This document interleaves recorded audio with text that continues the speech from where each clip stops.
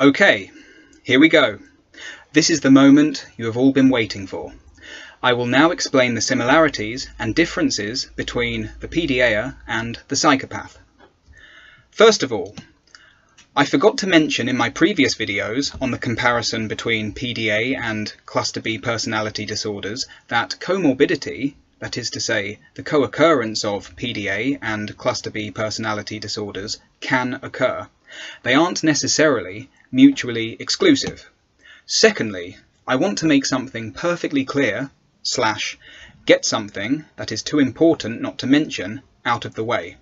Now, there is much confusion and debate about the definitions and distinctions of the terms antisocial personality disorder, sociopathy, and psychopathy.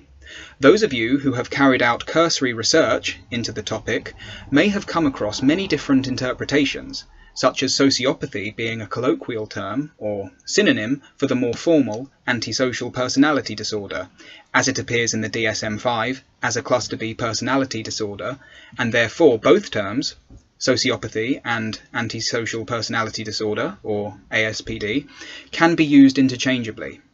And some would argue that the psychopath is a more calculated and extreme, yet subtler version of the sociopath, who is more direct in their behaviour, and therefore the terms psychopath and ASPD should not be used interchangeably. Some people believe that there is no clear difference between the terms sociopath and psychopath, and use them interchangeably, whereas other people view these colloquial terms as unnecessary and don't use them at all. Some people would argue that where the sociopath is made, perhaps due to not being socialised properly at a pivotal developmental point in their early history, or because they suffered some kind of traumatic incident early on in life, the psychopath is born that way and comes from a variety of different backgrounds, abusive or not. Some would describe the psychopath as a kind of Patrick Bateman type figure from Bret Easton Ellis's novel American Psycho, a slick, charming and intelligent businessman who, for the majority of time, blends in with society and operates undercover until they find the perfect opportunity to strike, rather prey on some poor, hapless, unsuspecting victim. As for the sociopath, some would describe an individual who is more of a brash, baseball bat-wielding thug whose chances of getting caught are higher than those of the psychopath. One example of the differences between the two that I came across once, that I happen to really like, regardless of whether it's accurate or not, is the sociopath robs the bank, whereas the psychopath applies to work at the bank, charms they who interviews him and gets the job, and then slowly works his way up the ladder before he is the one in charge of the bank. Other distinctions between the two terms one might find revolve around the conscience, where the sociopath may have a conscience, albeit a tiny one, and may be capable of forming close bonds and feeling a scintilla of empathy for people with whom they connect. The psychopath has zero conscience, and any relationship they form with people is based solely on exploitation, and any apparent love or affection they display towards an individual is false and deceptive, and employed for the purposes of manipulation and self-gain.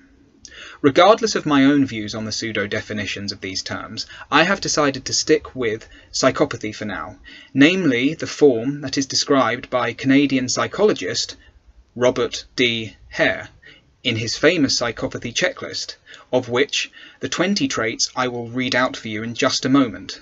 But before I do, I want you to know that each individual trait has a score from 0 to 2, based on how much it applies to the subject being tested. In the United States, a person who scores 30 or more qualifies as a psychopath. Alright, well, here goes. 1. Glib and superficial charm. 2. Grandiose sense of self. 3. Need for stimulation. 4. Pathological lying. 5. Cunning and manipulativeness. 6. Lack of remorse or guilt. 7. Shallow affect or superficial emotional responsiveness. 8. Callousness and lack of empathy. 9.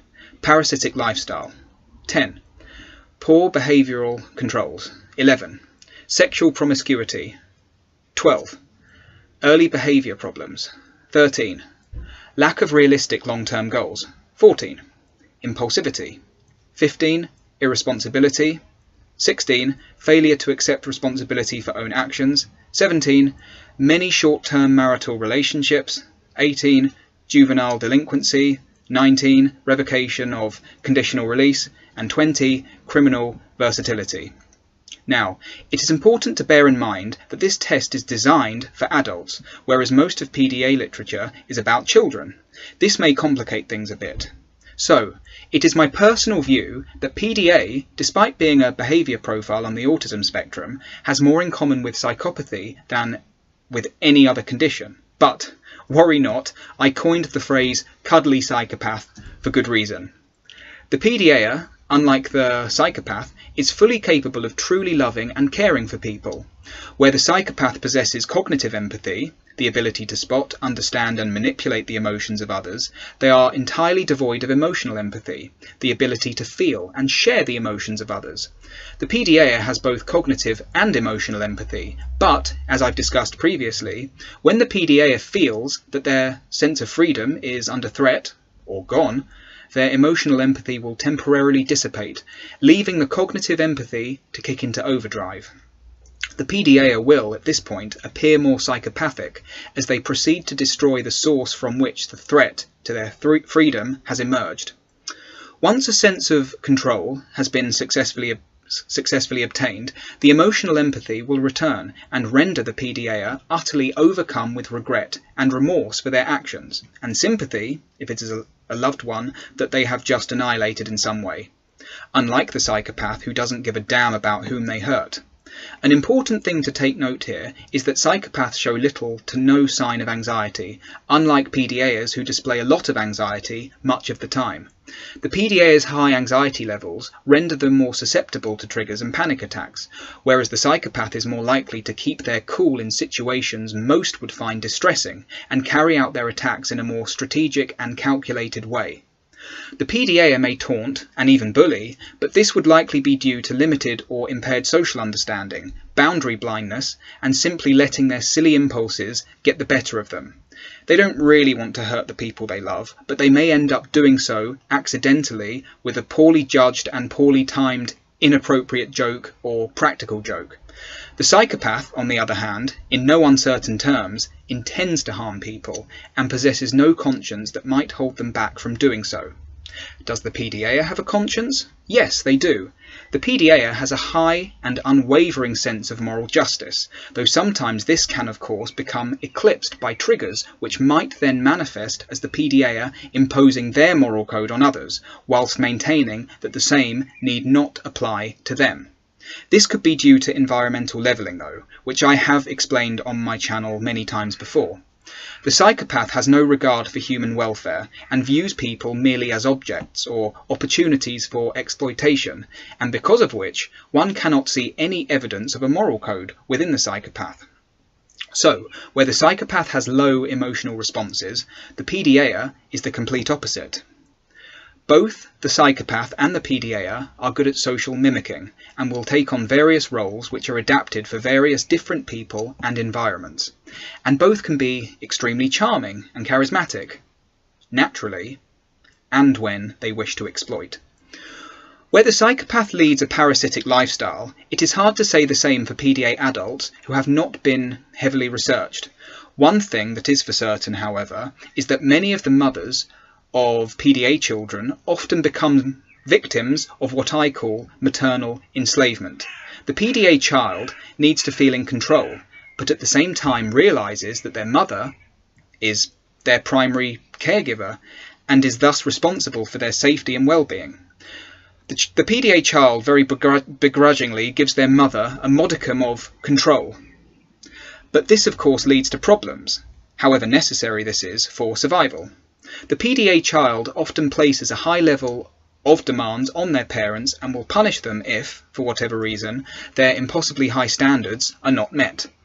Because the PDA child has to give one or both of their parents a modicum of control, this renders the parent a living extension of the PDAer. An extension that has a mind of its own, a huge threat to the PDAer. On an intellectual level, the PDAer is aware that their parent is a separate entity, but emotionally they fail to distinguish this, hence the reason the PDAer's fiercest meltdowns often occur with their primary caregiver or those to whom they are closest. Both the PDAer and the psychopath are impulsive, and both may find it difficult, if not impossible, to take responsibility for their actions. As previously discussed, the psychopath doesn't care for the people they harm. They harm willfully and get a kick out of it. The PDAer may blunder and harm accidentally, which might trigger a response whereby they feel justified in their actions and should be absolved because no harm was intended. The PDAer may harm maliciously and deliberately, but this would likely follow from extreme anxiety levels seizing control of their better judgment, which arises from loss of freedom or control. There is, of course, a huge demand in taking responsibility for one's actions. It is, after all, what is expected from people following a situation whereby one hurts another, accidental or not. And because of this, the PDAer may resist the expectation to take responsibility, even though they may feel very remorseful and very guilty at the same time. Let's move away from psychopathy for now and veer back towards the DSM and ASPD and antisocial behaviour observed in children. Conduct disorder, or CD, is diagnosed in children under 15 who display a persistent pattern of antisocial behaviour, and is often described as the precursor to antisocial personality disorder, which, for the record, can only be diagnosed in adults. It is important to note here that whilst there is an established link between CD and ASPD, not every child with CD will go on to develop ASPD. One of the first telltale signs that there is something sinister afoot is deliberate cruelty to animals. Whilst this behaviour has been prolifically reported on for children with conduct disorder, no such documented evidence exists for this in PDA children. Children with CD are prone to violent, destructive and deceitful behaviours, lying, stealing, cheating, etc. And whilst these deceitful behaviours have been observed in PDA children, the drivers are likely different, probably different in the same way as PDA adults and psychopaths, which I highlighted earlier. There was, as it happens, a study which was carried out by Elizabeth O'Nions, hope I'm saying that right, et al., in 2014, in which the behaviour of PDA children was compared to that of ASD children and children with conduct problems and callous unemotional traits, or CPCU, which is hereafter how I'll be saying it. Two groups, ASD and CPCU, which supposedly overlap with PDA. The PDA group were shown to have levels of peer problems and autistic-like traits that were comparable to the ASD group, in addition to having levels of antisocial traits and lack of prosocial behaviour comparable to those in the CPCU group. Most notably, though, the PDA group had significantly higher levels of emotional symptoms, such as anxiety, than the ASD group and the CPCU group. Because of the many overlaps between PDA and psychopathy and/or antisocial personality disorder, the likelihood of misdiagnosis is probably very high. Forensic psychologist Grace Trundle's 2017 case study explores this issue, the link to which I will be including in the video description below. I urge you all to read it, as it is very good and interesting. Accurate diagnosis is important because one must ensure that the correct treatment is provided. A PDA adult within the criminal justice system, misdiagnosed as having ASPD, will deteriorate upon receiving strategies commonly put in place for individuals with ASPD that are structured and compliance-focused in nature, which notoriously would not work for PDAers who require flexibility, negotiation, de-escalation techniques, novelty and humour. To conclude, I would say that the main differences between PDAers and psychopaths are emotional traits. The PDAer is prone to high levels of anxiety, where the psychopath is not at all. The capacity for genuine love and care for other people, that the PDAer has in abundance, and the psychopath doesn't. Strong sense of moral justice inherent to the PDAer, unlike the psychopath. And of course, autistic traits, social interaction and communication difficulties, restricted and repetitive patterns of behaviours, activities or interests, and sensory problems, which most autistic people struggle with. Remember, PDAers are cuddly psychopaths, not full-fledged psychopaths. We love you, but many of our endearing qualities are in conflict with the darker aspects of our nature, and sometimes one side prevails over the other. Goodbye for now.